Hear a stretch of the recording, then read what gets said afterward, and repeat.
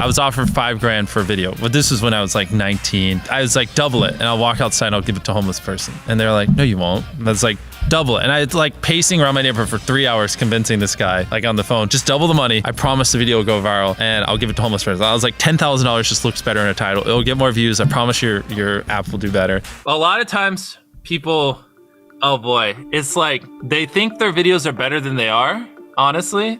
And that tell them, Jimmy, tell them. I mean, they do that, and they have horrible friend groups because you really are like the type of YouTubers you hang around. It's getting people with the right YouTuber friend group that aren't pussies and will actually tell them when their content's bad and like actually roast it and help them get better in a nice, positive way. Basically what I did was I've somehow found these other like 4 lunatics. 3 of us were college dropouts. One was a high school dropout, and one, I don't know, he just like quit his job. We all were super small YouTubers, and we basically talked every day for 1,000 days in a row and did nothing but just like hyper study, like what makes a good video, what makes a good thumbnail, what's good pacing, like how to go viral. We would just get on Skype every morning, and like some days like I'd get on Skype at 7 a.m. and I'd be in the call until like 10 p.m. and then I'd go to bed, I'd wake up and I'd do it again. We'd do things like take 1,000 thumbnails and see if like there's a correlation to the brightness of the thumbnail to how many views it got. Imagine a world where it's just you working solo and you work 12 hours a day every day for like a year. And you're just grinding, you make a mistake, you learn from it, you grind, you make a mistake, you learn from it, and you do that for like a year.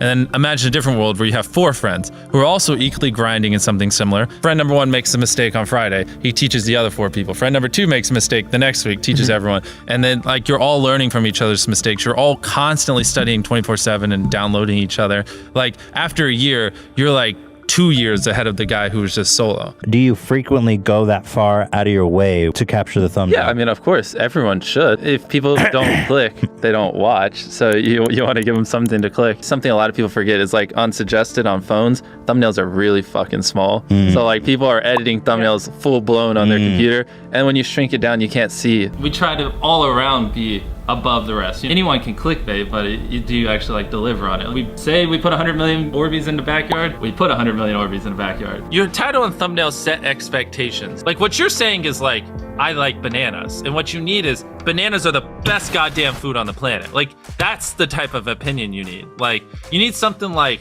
how to get 100 million views on YouTube, or not even that, that's not strong enough. You need something that makes people go, what the fuck? What the fuck did he say in that video? What the fuck?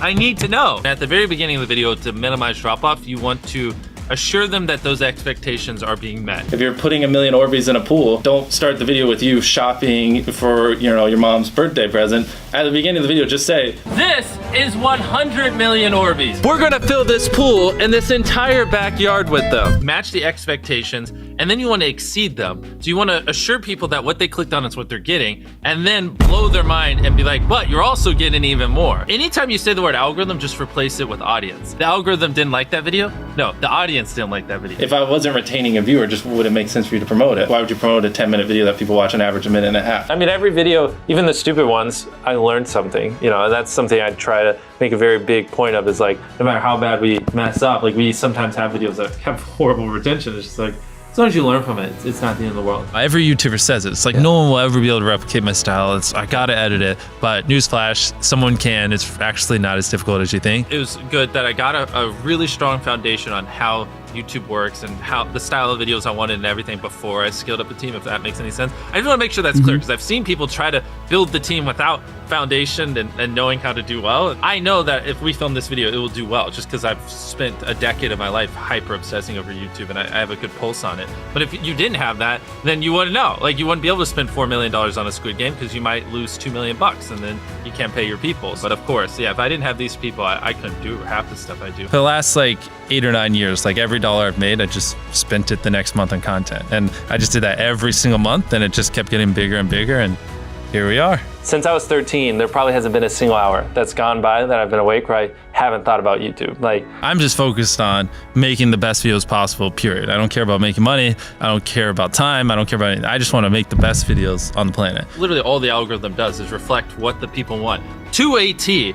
And if you deny that, you just make terrible videos and are trying to find a scapegoat. We do our videos in other languages as well. If you Google it, it's like only whatever, less than 10% of the world speaks English. So 90% of the world can't even enjoy your content. And when I realized that, I was like, wait a minute, 90% of the world can't even watch this stuff. Like, we just started doing this like 6 months ago, and it's crazy like how viral some of these videos Wow, are going. 51 million. In Spanish, the guy who does my dubs is the same guy who dubbed Spider-Man. We managed to convince him. So a lot of those comments are like, why does he sound like Spider-Man, or is MrBeast Spider-Man? To me, what's important is click-through rate, getting people to click on your video, and then average view duration, average view percentage, or just relative retention, and having them watch it. A lot of creators think click-through rate is just like the title and thumbnail and did they click it, but a lot of it too is, did they enjoy your last video? Because if someone watches a video of yours and they loved it, you can bet the next time you're recommended, their chance of clicking is a lot higher. Sometimes we're filming for 3 or 4 days, like 10 hours a day, 30, 40 hours of filming plus months of setup, whereas most creators probably film for a couple hours and set up for a day. Outside of just filming, we brainstorm video ideas, relentlessly, hours every day. By always doing all those things, it just distinctively sets it so far apart that it's basically, in my head, it's like, why would you not watch it? Viewers aren't stupid. They can tell when you half ASS, I don't know if I'm allowed to curse, a video, or if you really put in effort. And if they can tell you're putting in a lot of effort, they're gonna be more likely to click on future videos. And that snowballs. And because once you build that trust, they get to a point where it doesn't matter what you upload. They just know it's high effort and they just know it's great. And they're just conditioned just to watch because you have a good track record. And so with filming, it's just like trying to make sure we're doing everything we can, no matter how expensive it is, no matter how much time it takes, to make the best video possible. A lot of people, if they gave away 100 grand, they would make a huge deal about it. But sometimes we're just like, yeah, here's 100 grand. Thanks for watching, bye. Doing it that way makes it more fun and just more interesting. So I like to keep a little bit of it mysterious because I think that's what people enjoy. A lot of people aren't willing to put in 10 hours days because they don't like what they're doing. So it's finding what they enjoy, because it is like a long grind. You're doing for years, not months. So if you don't enjoy it, then you're gonna burn out. I just had the blessing of finding what I loved at a young age. So because to get to this level, it takes, a decade. Most people don't find what they love till their young 20s. So they'd be where I'm at in their 30s. Yeah. I just lucked out and found it when I was really young. Living your life chasing a nicer car and a bigger and bigger box to live in is kind of like a dumb way to go about life. I actually, funny enough, I lived in a super below average home. And I kind of learned why famous people don't live in below average homes, because someone broke in, stole everything I owned. So I had to get a little nicer house for security reasons. But before I was robbed, my place is a little duplex, $700 a month. You get a roommate's $360 split. People think just because you go for views means you can't have fun, but you can pull views and you can have fun, which is what we purposely try to do. If you're not doing something that's just inherently fun to you, you're just quit. Just give up. You gotta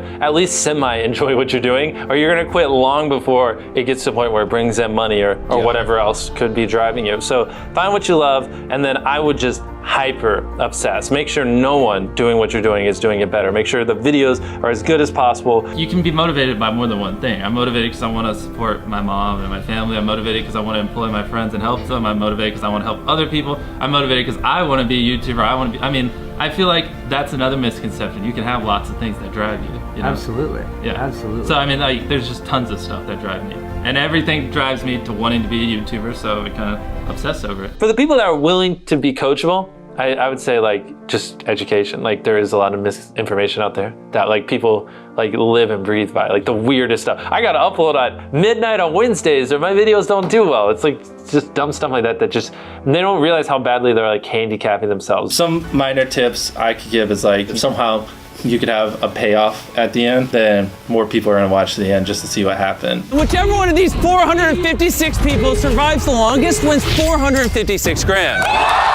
Cut out all dull moments, try not to over-explain things. If a camera just sits on me and I'm just talking for 20 seconds, it doesn't hold retention as well as, maybe me talking and other footage popping up. It's much easier to get 5 million views on one video than 50,000 views on 100 videos. It takes way less effort to get 5 million views on one video. Back then, which I think small YouTubers should do, is I would reply to every single comment. And so I think a few people caught on that I would always reply. And so some people would just be like, I wonder how long it'll take for him to reply. So that was a lot of my comments when I was smaller, but at least it kept him coming back. In your analytics, and most of you probably know this, audience retention. You can see where people click off.